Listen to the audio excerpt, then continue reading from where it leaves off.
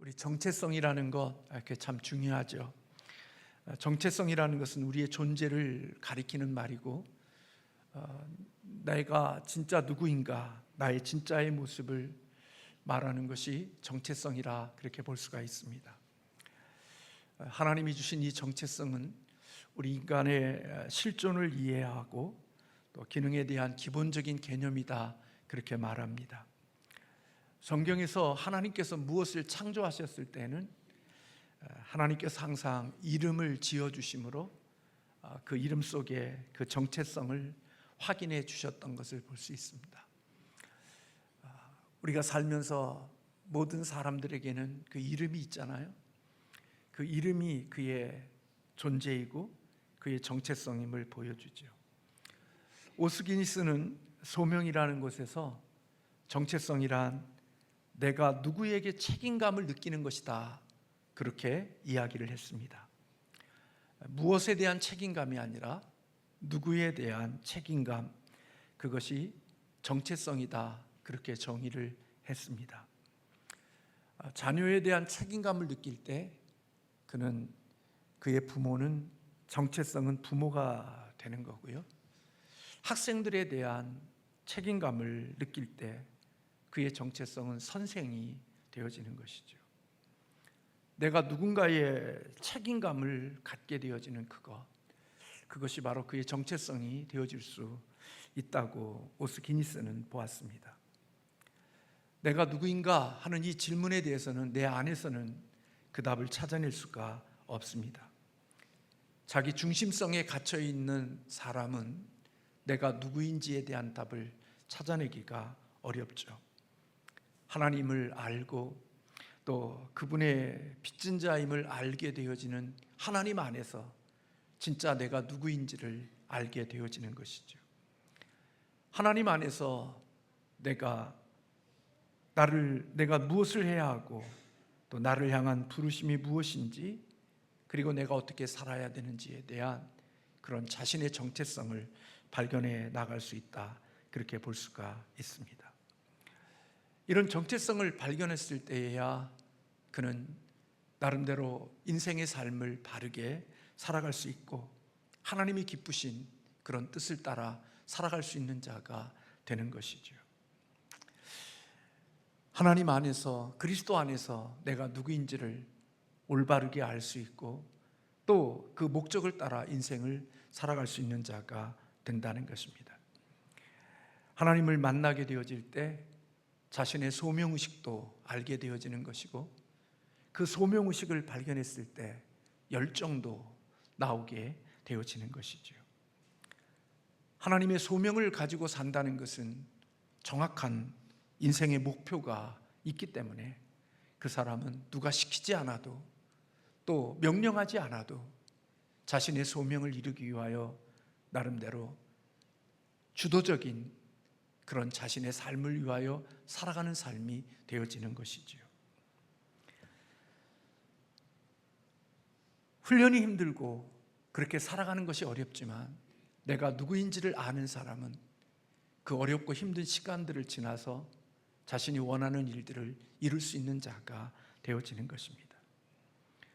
오늘 그리스도인의 정체성을 오늘 복음을 믿는 그리스도인이라고 이야기하고 있고, 오늘 2장 1절에서부터 10절까지에 있는 말씀 속에 보면 우리는 예수 그리스도를 통하여 은혜로 말미암아 하나님의 백성이 된 자들이다 그렇게 말씀하고 있습니다. 우리의 선행이나 우리의 행함으로 하나님의 백성이 된 것이 아니라 하나님의 은혜로 믿음으로 하나님의 백성이 된 자들이라는 것입니다. 이렇게 하나님의 백성이 되어진 우리들은 예전에는 사단을 우리의 주인으로 사단의 주권 앞에 순종하며 살아온 자들이지만 이제는 그리스도와 연합한 자들로서 그리스도를 왕으로, 그리스도를 주로 인정하며 주님의 주권을 인정하고 하나님의 주권을 인정하며 살아가는 자들이 바로 그리스도 안에 있는 그리스도인들이라고 이야기하고 있는 것입니다. 그렇기 때문에 그렇게 하나님의 주권을 인정하기에 새로운 삶을 살 수 있고 하나님이 원하시는 그런 잃어버렸던 창조의 목적을 회복해가는 그런 삶을 살 수 있는 사람들, 그게 그리스도 안에 있는 신자들의 모습이라고 오늘 바울은 우리에게 말씀하고 있습니다. 그래서 10절의 말씀에 보면 우리는 그가 만드신 바라 그리스도 예수 안에서 선한 일을 위하여 지으심을 받은 자다, 그렇게 말씀하고 있죠. 사람들은 자기의 정체성을 사역에서 찾으려고 하지요.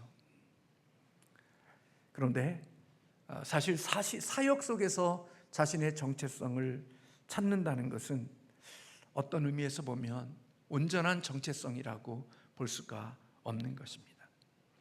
사실 자신의 정체성은 사역에서 찾는 것이 아니라 그리스도 안에서 내가 누구인지를 아는 데서부터 시작되어지는 것이라고 볼 수가 있습니다. 내가 하나님에 의하여 만들어진 자다는 것, 하나님에 의하여 창조되어진 자라는 것, 그리고 그 창조되어진 내가 그냥 만들어진 것이 아니라 하나님의 목적을 가지고 내가 창조되어졌다는 사실을 아는 것이 참으로 중요한 것인 거죠.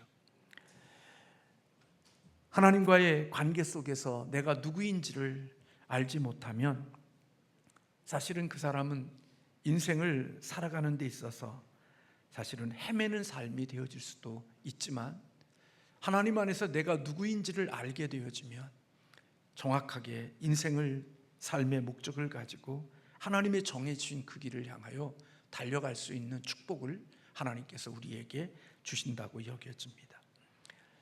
우리가 일할 때 하나님이 우리에게 주신 사역은 대단히 중요하고 귀한 것임은 분명한 것입니다. 하나님의 놀라운 선물이죠. 목사가 되어서 목사의 직임을 감당한다는 것, 내가 세상에 나가서 사업의 주체가 되어 하나의 기업을 경영한다는 것, 우리가 어디에서 어떤 곳에서 무슨 일을 하든지 그 일은 하나님이 내게 주신 소중한 선물이라고 볼 수가 있는 것입니다. 그러나 그 일 자체가 우리의 정체성이 되어지거나 그 일 자체가 우리의 정체성의 핵심이 되어버려서는 안 된다는 겁니다. 만약에 우리가 그러한 것들이 우리의 정체성으로 생각이 되어진다면 우리는 그것을 잃어버렸거나 그것이 약하게 되어졌거나 그런 모습들이 되어지면 우리는 자기 자신의 소중함을 잃어버리게 되고 낙심하고 절망하는 삶을 살아가게 되어지는 것이죠. 만약에 우리의 몸을 나의 정체성으로 두고 살아가는 사람이 있다고 생각해 보십시오. 그는 끊임없이 자신의 아름다운 몸을 만들어가는 것이 그의 삶의 최선의 노력일 것입니다. 그런데 여러분, 내 몸이 정체성이라고 생각하고 살아가는 사람에게는 여러분, 그 마음이 언제나 실망하고 좌절하는 날들이 있지 않겠어요? 왜요? 우리는 늙어가거든요. 그리고 약해져 가거든요. 그리고 우리는 생각지 않은 때에 생각지 않는 질병이나 사고가 우리에게 올 수 있는 거거든요. 그때 만약에 몸을 나의 정체성이라고 생각하고 살아가는 사람이라고 하면 그것이 약해졌거나 그것이 힘이 없어졌거나 하면 그는 세상을 살아갈 수 있는 용기와 힘을 잃어버리는 자가 되지 않을까요? 그러므로 여러분, 사역과 일과 그런 것들이 우리의 삶의 정체성이 되어지면 우리는 인생을 살아가는 데 있어서 여러 가지 어려움을 겪게 되는 거죠. 이번 수요일에 강북경찰서 신우에 설교를 하고 예배를 마치고 경찰서가 주차할 때가 마땅치 않아서 제가 대중교통을 이용하고 경찰서에 가서 예배를 드리고, 그 수유역 쪽에 그 서점이 하나 있어서 중고 서점에 가서 책을 좀 보고 버스를 타고 오다가 그 버스 안에서 같이 함께 예배드린 강북경찰서 직원을 만나서 저를 알아보고 또 아는 체를 해서 같이 차를 타고 오는데 아마 이쪽에 뭐 정부가에 계신 분이라 이쪽 뭐 동북시장 있는 거기에 뭐 선거 때문에 좀 와야 되는데 시간이 좀 남는다고 목사님 좀 교회에 가면 좋겠다고 그래서 졸지에 같이 와서 함께 한 1시간 정도 우리 교회에서 우리 이음과 앞에서 차를 나누고 교제하는 시간을 가졌거든요. 근데 그 직원이 저한테 우리 예배당을 보면서 목사님 여기 교회 성도님들이 엄청 많지요 그러더라고요. 제가 기가 죽었을까요? 기가 살았을까요? 우리의 사역 속에 늘 이런 것들이 민감한 겁니다. 사역을 자신의 정체성이나 몸을 자신의 정체성을 두고 살아가면 은매 기죽어 은매 기사라 이것이 우리의 삶에 늘 있는 거죠. 우리들의 삶이 늘 그런 거 아닙니까? 그래서 어떤 일과 사역을 중심에 자기의 정체성을 두게 되면 좀 많이 가지면 또 힘이 들어가고 적게 가지면 힘이 약해지고 기가 죽는 그런 모습들이 우리에게 있는 거죠. 그러나 하나님의 자녀들의 정체성은 그런 사역에 그리고 우리가 가지고 있는 그 일의 정체성이 아니고 하나님과의 관계 속에서 내가 누구인지를 아는 것이 참으로 중요한 것이다. 그렇게 볼 수가 있다는 것입니다. 그래서 성경은 우리에게 내가 누구인지에 대한 이야기를 분명하게 말씀해 주고 있죠. 고린도후서 5장 17절에 그런즉 누구든지 그리스도 안에 있으면 너희는 새로운 피조물이라 이전 것은 지나갔으니 보라 새 것이 되었도다. 하나님이 우리를 향하여 그렇게 말씀하고 있는 겁니다. 너희 껍데기의 모습, 너의 실체의 모습은 바뀐 게 없지만 너는 그리스도 안에 있을 때, 예수 그리스도의 복음 안에 들어왔을 때, 그리스도 안에 있을 때 너희는 새로운 피조물이 되어졌고 옛날 것은 지나가고 새 것이 되었다고 우리에게 말씀해 주죠. 갈라디아서 2장 20절에 보면 대개 그리스도와 함께 내가 그리스도와 함께 십자가에 못 박혔나니 그런즉 이제는 내가 사는 것이 아니요 오직 내 안에 그리스도께서 사시는 것이라. 이제 내가 육체 가운데 사는 것은 나를 사랑하사 나를 위하여 자기의 자신을 버리신 하나님의 아들을 믿는 믿음 안에서 사는 것이다. 내가 혈기가 나오고 인간의 쓴뿌리들이 나올 때마다 늘 우리는 내가 누구인지를 늘 돌아보고 내가 누구인지를 살피는 일들이 우리의 삶 가운데 속에 있어야 하는 거죠. 육신의 쓴뿌리들이 나올 때마다 나의 옛사람은 이미 십자가에 못 박였고 내가 죽은 자라는 사실을 늘 확인하는 시간들이 우리에게 있어야죠. 아, 내가 죽었지. 내가 이미 옛사람은 예수 그리스도와 함께 십자가에 못 박아서 나는 없어. 이제는 내 안에 살아계시는 분은, 내 안에 계시는 분은 내가 아니라 살아계신 주님이 내 안에서 살아계시니까 이제는 그 예수의 생명이 이 일을 능히 이길 수 있을 거라고 생각하고 인생을 살아가는 노력들이 우리의 삶 속에 그것이 우리의 정체성이 되어졌을 때 나를 이기고 내 옛사람을 이길 수 있는 능력이 그 속에서 나오는 거죠. 요한복음 1장 12절에 영접하는 자 곧 그 이름을 믿는 자들에게는 하나님의 자녀가 되는 권세를 주셨으니 아, 내가 하나님의 자녀이지. 내가 이래봬도 하나님의 자녀고 하나님의 아들이야. 이렇게 하나님 안에서 내가 누구인지를 아는 그곳 속에서 내가 사역을 감당할 때 사역이 잘 된다고 해서 교만하거나 사역이 안 된다고 해서 두려워하거나 절망하는 자가 아니라 여전히 내가 원하는 것이 잘 될 때에도 내가 잘됨이 아니고 내가 어려움 속에 있어도 내가 어려운 것만이 아니라, 내가 망한 것이 아니라 내가 그리스도 안에 있음을 기억하고, 잘 되는 곳 속에서도 겸손함으로, 어려운 가운데 속에서도 용기를 내어 하나님의 주신 길들을 걸어갈 수 있는 그것은 바로 내가 하나님 안에서 누구인지를 아는 자기의 정체성을 확신했을 때 바로 그런 삶을 살아갈 수 있는 자가 되어지는 것이지요. 사실 많은 사람들이 함정에 빠지는 것들이 그런 거거든요. 내가 원하고 내가 바라는 것들이 잘 되어지면 많은 사람들이 교만해지는 이유가 바로 자기 자신의 정체성을 모르기 때문에 그런 거거든요. 하나님이 우리를 부르시고 하나님이 그 일을 맡겨주신 것은 우리에게 능력이 있어서가 아니라 하나님께서 능력이 있기 때문에 우리를 그 일을 맡겨주신 거거든요. 우리 때문에 맡겨주신 것이 아니라 하나님 때문에 맡겨주신 거거든요. 우리는 그것을 놓치지 않아야 되거든요. 그럴 때 내가 원하는 하나님이 주시는 것들이 잘 될 때도 교만할 필요가 없고, 어렵고 힘들 때에도 그곳에서 절망하거나 낙심하거나 포기하지 아니하고 하나님 안에 내가 누구인지를 알 때 거기에 평정심을 놓치지 않고 주님의 주어진 길들을 걸어갈 수 있는 하나님의 사람들이 되어질 수 있는 거죠.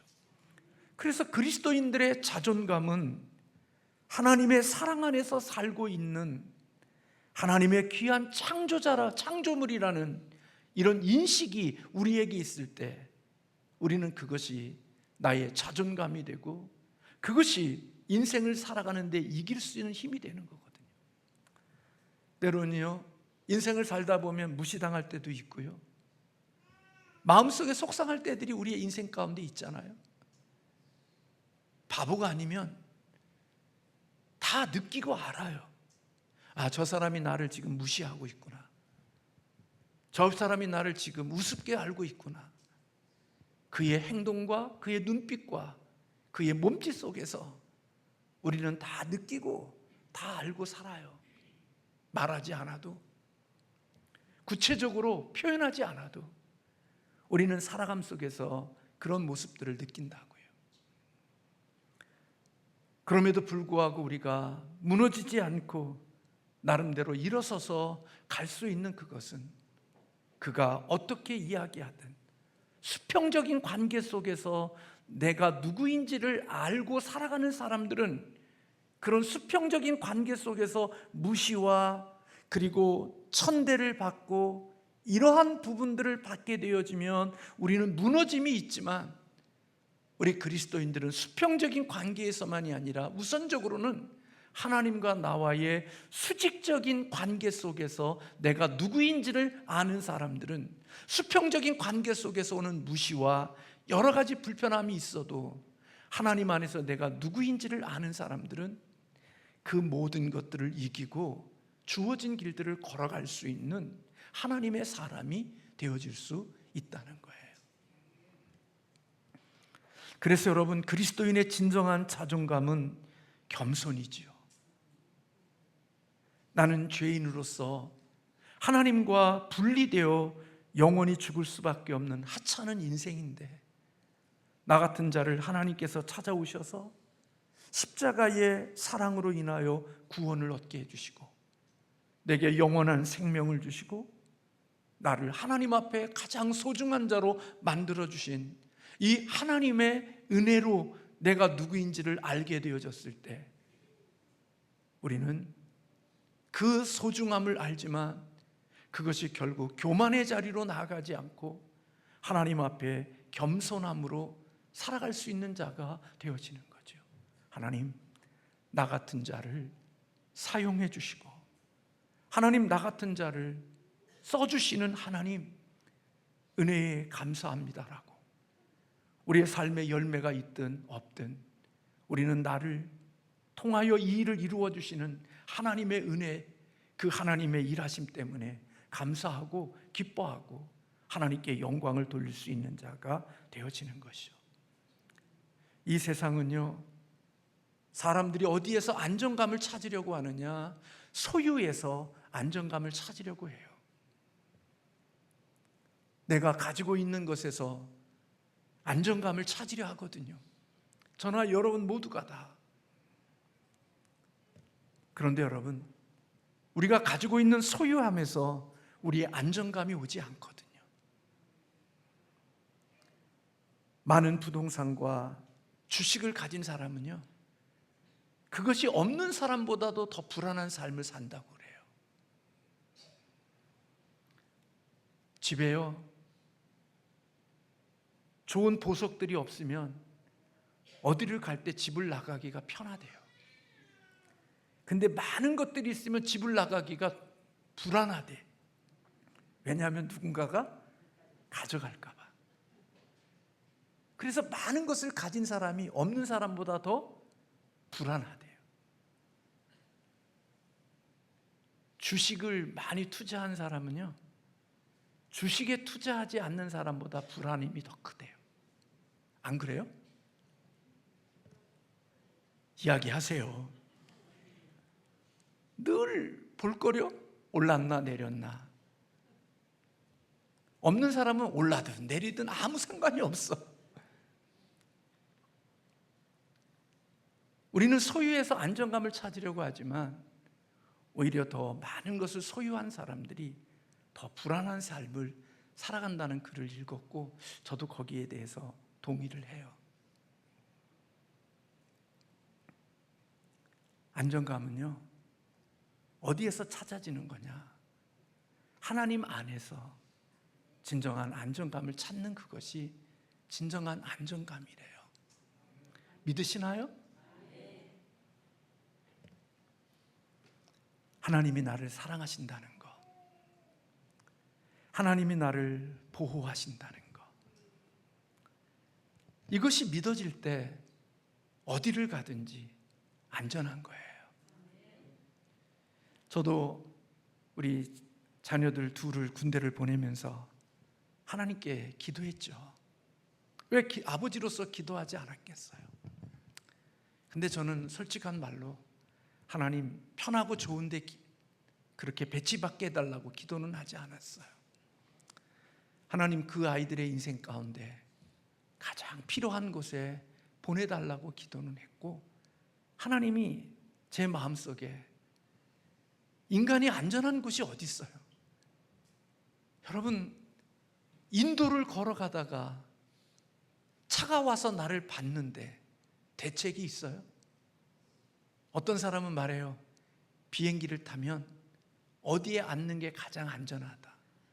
근데 공식적으로는 그럴 수 있어요. 근데 여러분, 그게 정말 적용이 되어지나요? 봤나? 그렇지 않잖아요. 살아가는 삶 가운데 속에요, 우리가 살면서 비행기에 뒤에 타고 날개 옆에 타고 어디에 타든지 내 삶은 하나님의 주권 속에 있고 하나님의 손길 안에 내가 있다 하는 사실이 믿어지게 되어지고, 그런 믿음을 가지고 살아가는 사람들에게 어디에 있든지 어느 곳에 있든지 우리는 안정감을 누리면서 살아가는 자들이 되어지는 것 아니겠어요? 다시 말하면 진정한 안정감은 창조주 안에 내가 있음을 믿고 살아가는 사람들에게 주시는 하나님의 축복이라는 거예요. 그래서 여러분, 우리는 자기의 정체성을 아는 것이 이렇게 중요하다는 거예요. 인생을 살며 힘있게 살아가는 것, 저도 매일 새벽마다 아침에 눈 뜰 때마다 하나님께 그렇게 기도하거든요. 하나님, 나와 함께 해주시고 나와 동행해 주시고 하나님, 나와 동역해 주세요. 하나님, 나와 동행하시고 나와 함께 계시고 동행하시고 동역해 달라는 이 기도를 매일 눈을 뜨고 하루를 시작할 때마다 하나님께 기도해요. 여러분, 저나 여러분이나 이 세상을 살 때 나를 만드신 그분이 나를 왜 만드셨는지를 알게 되어지면 우리는 인생을 바르게 갈 수 있는 자가 되는 거거든요. 내가 무엇을 하든지 선한 일을 위하여 지으심을 받은 하나님 안에서의 내가 누구인지를 알 때 인생의 삶을 아름답게 살아갈 수 있는 자가 될 수 있음을 바울은 우리에게 가르쳐주고 있다는 거예요. 그래서 여러분, 저는 이 세상에 많은 사람들이 여러 가지의 일들을 하지만 우리 자녀들이나 저나 여러분이나 내가 하나님 안에서 누구인지를 알고 하나님 안에서 내가 누구인지를 발견한 사람이라면 그가 무엇을 하든지 그는 하나님의 기쁨이 될 거라고 생각이 되어져요. 대단한 일을 하지 않아도, 시시한 일을 하지 않아, 시시한 일을 해도 하나님은 그를 통하여 하나님이 기뻐하시는, 하나님이 영광을 받으시는 일을 할 것이라고 생각이 되어지는 거예요. 그래서 요즘에는 참 그런 마음을 가지고 살아가는 가운데 속에 작은 공간들이 생기는 것 같아요. 자녀들에 대한 그런 부분들, 교회에 대한 부분들, 이런저런 삶의 부분들 속에 제 마음속에 작은 공간들이 생겨지는 이유는 그것은 하나님 안에서 내가 누구인지를 알고 주와 함께 살아갈 때 주께서 일하실 것임에 대한 믿음을 가졌을 때 조금은 안정감과 평안함과 조급함 속에서 조금은 자유할 수 있는 하나님의 은혜를 허락해 주시고, 조금은 어렵고 힘든 그런 때를 만나도 예전보다는 더 절망하고 예전보다는 더 낙심하지 않는 그런 모습으로 살아갈 수 있는 그 힘은 하나님 안에서 내가 누구인지를 발견할 때 하나님이 주시는 축복이고 은혜라고 여겨지는 것입니다. 그래서 저는 저 자신의 신앙의 여정을 보면 우리 사랑하는 주일학교와 중고등부와 청년들이 이 가장 더 어리고 젊은 나이일수록 하나님 안에서 내가 누구인지를 아는 이 축복이 있기를 기도하는 거예요. 왜 그런 줄 아세요? 인생을 허비하지 않고 인생을 낭비하지 않고 그 인생을 방황하지 않고 가치 있게 하나님을 준비할 수 있는 아름다운 시간이 되어질 것이라고 여겨지기 때문에 저는 우리 손녀와 우리의 주일학교 학생들, 중고등부 아이들, 이런 아이들을 보면서 하나님께 기도할 때 하나님이 이들이 이 시기에 주님을 인격적으로 만날 수 있게 해달라고, 주님을 인격적으로 만나서 하나님 안에서 내가 누구인지를 알게 되면 하나님의 주신 재능과 은사를 따라서 잘 준비할 수 있고 하나님 앞에 낙심하지 않고 인생을 잘 살아갈 수 있는 자가 되어질 것이라는 확신이 들기 때문에 하나님 앞에 그런 기도를 드리는 거예요. 사랑하는 성도 여러분, 저와 여러분이 그리스도 안에서 하나님의 새로운 피조물임을 늘 기억하고 살아가기를 주님의 이름으로 축원합니다. 그리고 여러분들 속에 옛사람의 모습이 나오면 이건 내가 그리스도 안에 있는 내 모습이 아니지, 그리고 그것을 내가 이미 십자가에 못 박혔음을 하나님 앞에 인정하고 내가 새로운 피조물됨을 하나님께 선포하며 살아갈 때 우리의 삶이 하나님의 기뻐하시는 선한 목적을 따라 인생을 살아가는 복 있는 사람들이 되어질 것이라고 믿습니다. 저는 우리 사명신성교회가 하나님 앞에 더 그런 마음을 갖고 기도해요. 하나님, 우리 시시한 사람들이지만, 그리고 시시하게 살아가는 모습들이 있지만, 하나님, 우리의 모습은, 우리의 마음속에는 그렇게 시시한 자로 살지 않게 하시고 하나님의 자녀로서 살아갈 수 있는 그런 나의 정체성을 알고 거기에 걸맞는 삶의 어울림이 있는 삶이 될 수 있게 해달라고 하나님께 어느 때보다도 더 많이 기도하고 있거든요. 저는 그런 은혜를 주실 거라고 생각이 되어져요. 하나님이 그런 축복을 주실 거라고 생각해요. 그래서 시장 바닥에서나 쓰는 거친 말들을 쓰는 그런 삶이 아니고 속된 말로 세상의 건달들이 쓰는 그런 삶의 야비하고 비겁한 그런 삶의 모습이 아니라 하나님의 자녀로서의 순결함과 거룩함이 있는 하나님의 자녀다운 삶의 모습이 우리의 삶 속에 더 구체적으로 빚어지고 만들어지고 뿜어져 나오는 그런 하나님의 사람들로 가득 채워진 예수님의 제자들이 많은 교회, 그리고 그 제자들이 또 다른 예수의 제자가 되어진 그와 같은 모습을 만들어가기 위하여 또 다른 사람들을 헌신하고 자신의 삶을 드리고 자신의 것들을 통하여서 그를 양육하여 또 하나의 제자가 세워진 이런 하나님의 정체성을 가지고 살아가는 그리스도인들이 가득 채워져 있는 교회가 되어지는 그런 아름다움을 하나님 앞에 꿈꾸죠. 꿈은 꿀 수 있는 거잖아요. 꿈은 꿔야죠. 꿈꾸고 있습니다. 그 일을 이루시는 분은 하나님이시니까 하나님이 그런 은혜를 우리 교회에도 허락해 주셔서 좋은 날이 올 수 있기를 주님의 이름으로 축복합니다. 우리 선교회에 한 목사님이 새로 들어오셔서 그 교회를 갔는데 전원교회인데 너무 아름답더라고요. 그곳 햇빛이 쫙 비치는데 너무 아름다운 거예요. 거기에 살아가는 교인들이 어떤지는 모르겠어요. 그러나 교회 예배당의 전경은 너무나 아름다워.